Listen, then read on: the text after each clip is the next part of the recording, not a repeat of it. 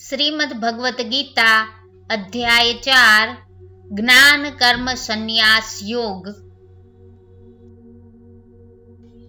श्री भगवान बोले, मैंने इस अविनाशी योग को सूर्य से कहा था।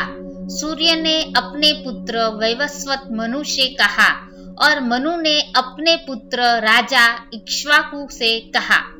हे परंतप अर्जुन, इस प्रकार परंपरा से प्राप्त इस योग को राजर्षियों ने जाना, किंतु उसके बाद वह योग बहुत काल से इस पृथ्वी लोक में लुप्त प्राय हो गया। तू मेरा भक्त और प्रिय सखा है, इसलिए वही यह पुरातन योग आज मैंने तुझको कहा है, क्योंकि यह बड़ा ही उत्तम रहस्य है, अर्थात गुप्त रखने योग्य विषय है।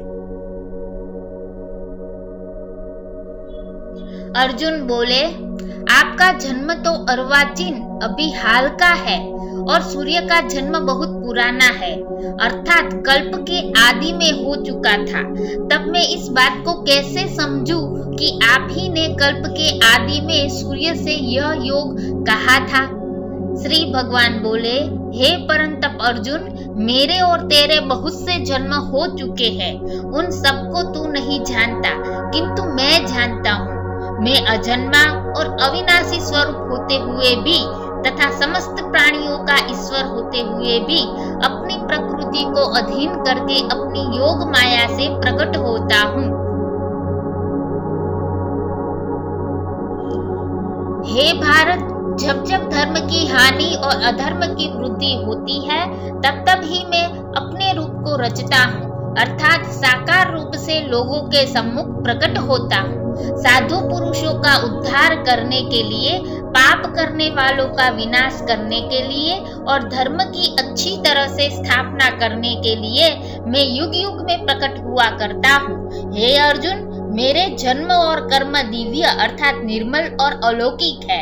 इस प्रकार जो मनुष्य तत्व से जान लेता है, वह शरीर को त्याग कर फिर जन्म को प्राप्त नहीं होता, किंतु मुझे ही प्राप्त होता है।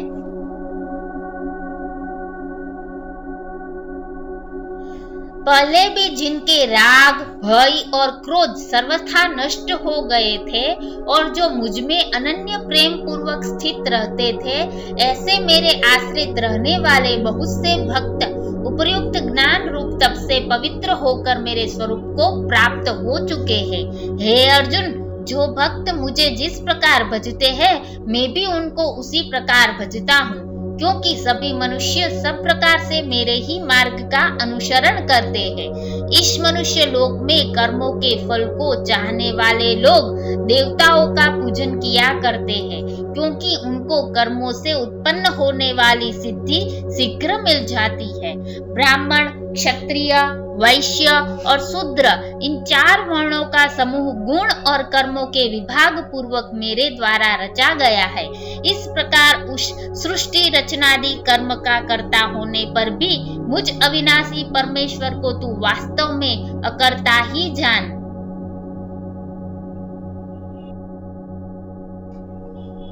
कर्मों के फल में मेरी स्पृहा नहीं है, इसलिए मुझे कर्म लिप्त नहीं करते। इस प्रकार जो मुझे तत्व से जान लेता है, वह भी कर्मों से नहीं बंधता। पूर्व काल में मुमुक्षुओं ने भी इस प्रकार जानकर ही कर्म किए हैं, इसलिए तू भी पूर्वजों द्वारा सदा के लिए जाने वाले कर्मों को ही कर। कर्म क्या है और अकर्म क्या है, इस प्रकार इसका निर्णय करने में बुद्धिमान पुरुष भी मोहित हो जाते हैं।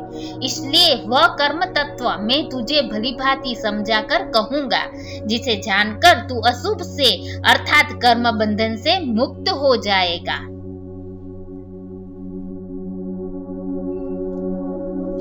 कर्म का स्वरूप भी जानना चाहिए और अकर्मण का स्वरूप भी जानना चाहिए तथा विकर्म का स्वरूप भी जानना चाहिए, क्योंकि कर्म की गति गहन है।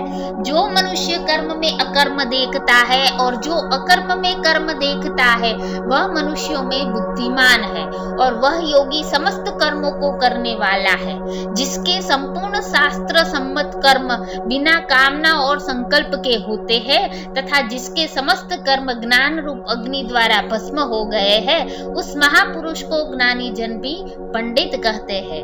जो पुरुष समस्त कर्मों में और उनके फल में आसक्ति का सर्वथा त्याग करके संसार के आश्रय से रहित हो गया है और परमात्मा में नित्य तृप्त है, वह कर्मों में भली भांति बरतता हुआ भी वास्तव में कुछ भी नहीं करता। जिसका अंतःकरण और इंद्रियों सहित शरीर जीता हुआ है और जिसने समस्त भोगों की सामग्री का परित्याग कर दिया है, ऐसा आशा रहित पुरुष केवल शरीर संबंधी कर्म करता हुआ भी पापों को नहीं प्राप्त होता। जो बिना इच्छा के अपने आप प्राप्त हुए पदार्थ में सदा संतुष्ट रहता है, जिसमें ईर्ष्या का सर्वथा अभाव हो गया हो, जो हर्ष शोक आदि द्वंद्वों से सर्वथा अतीत हो गया है, ऐसा सिद्धि और असिद्धि में सम रहने वाला कर्मयोगी कर्म करता हुआ भी उनसे नहीं बंधता। जिसकी आसक्ति सर्वथा नष्ट हो गई है, जो देहाभिमान और ममता से रहित हो गया है, जिसका चित्त निरंतर परमात्मा के ज्ञान में स्थित रहता है, ऐसा केवल यज्ञ संपादन के लिए कर्म करने वाले मनुष्य के संपूर्ण कर्म भलीभांति विलीन हो जाते हैं। जिस यज्ञ में अर्पण अर्थात श्रुवा आदि भी ब्रह्म है और हवन किए जाने वाले योग्य द्रव्य भी ब्रह्म है तथा ब्रह्म रूप कर्ता द्वारा ब्रह्म रूप अग्नि में आहुति देना रूप क्रिया भी ब्रह्म है, उस ब्रह्म कर्म में स्थित रहने वाले योगी द्वारा प्राप्त किए जाने वाले योग्य फल भी ब्रह्म ही है। दूसरे योगी जन देवताओं के पूजन रूप यज्ञ का ही भलीभांति अनुष्ठान किया करते हैं और अन्य योगी जन परब्रह्म परमात्मा रूप अग्नि में अभेद दर्शन रूप यज्ञ द्वारा ही आत्म रूप यज्ञ का हवन किया करते हैं। अन्य योगी जन श्रोत्र आदि समस्त इंद्रियों को संयम रूप अग्नियों में हवन किया करते हैं और दूसरे योगी लोग शब्दादि समस्त विषयों को इंद्रियारूप अग्नियों में हवन किया करते हैं। दूसरे योगी जन इंद्रियों की संपूर्ण क्रियाओं और प्राणों की समस्त क्रियाओं को ज्ञान से प्रकाशित आत्म संयम योग रूप अग्नि में हवन किया करते हैं। कई पुरुष द्रव्य संबंधी यज्ञ करने वाले हैं, कितने ही तपस्या रूप यज्ञ करने वाले हैं तथा दूसरे कितने ही योग रूप यज्ञ करने वाले हैं, कितने ही अहिंसादि तीक्ष्ण व्रतों से युक्त यत्नशील पुरुष स्वाध्याय रूप ज्ञान यज्ञ करने वाले हैं। दूसरे कितने ही योगी जन अपान वायु में प्राण वायु को हवन करते हैं, वैसे ही अन्य योगी जन प्राण वायु में अपान वायु को हवन करते हैं तथा अन्य कितने ही नियमित आहार करने वाले प्राणायाम परायण पुरुष प्राण और अपान की गति को रोक कर प्राणों को प्राणों में ही हवन किया करते हैं। ये सभी साधक यज्ञों द्वारा पापों का नाश कर देने वाले और यज्ञों को जानने वाले हैं।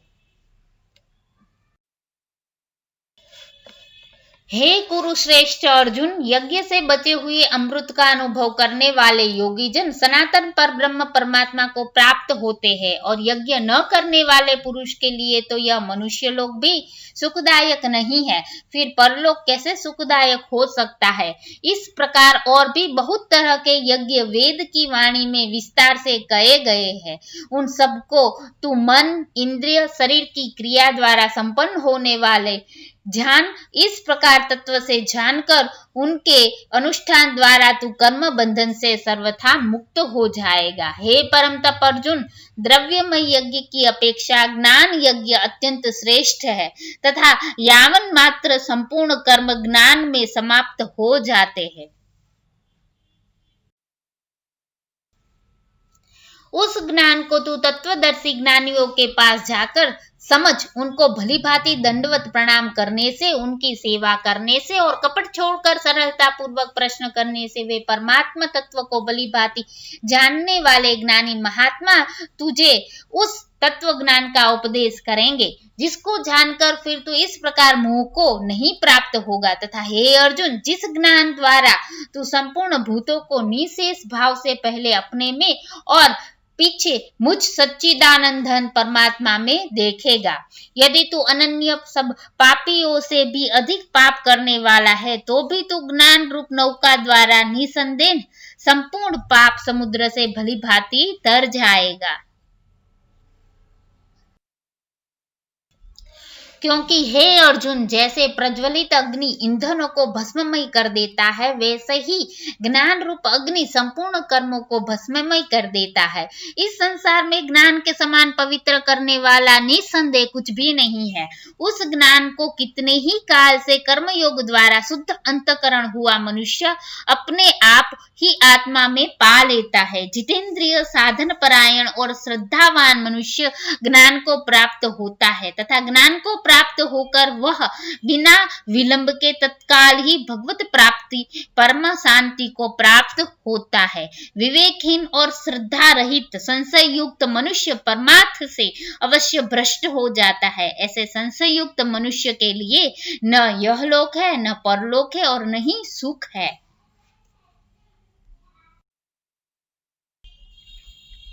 हे धनंजय, जिसने कर्म योग की विधि से समस्त कर्मों का परमात्मा में अर्पण कर दिया है और जिसने विवेक द्वारा समस्त संशयों का नाश कर दिया है, ऐसे वश में किए हुए अंतकरण वाले पुरुष को कर्म नहीं बांधते। इसलिए हे भरतवंशी अर्जुन, तू हृदय में स्थित इस अज्ञान जनित अपने संशय का विवेक ज्ञान रूप तलवार द्वारा छेदन करके समत्व रूप कर्म योग में स्थित हो जा और युद्ध के लिए खड़ा हो जा। Thank you for watching Purity Knowledge Point.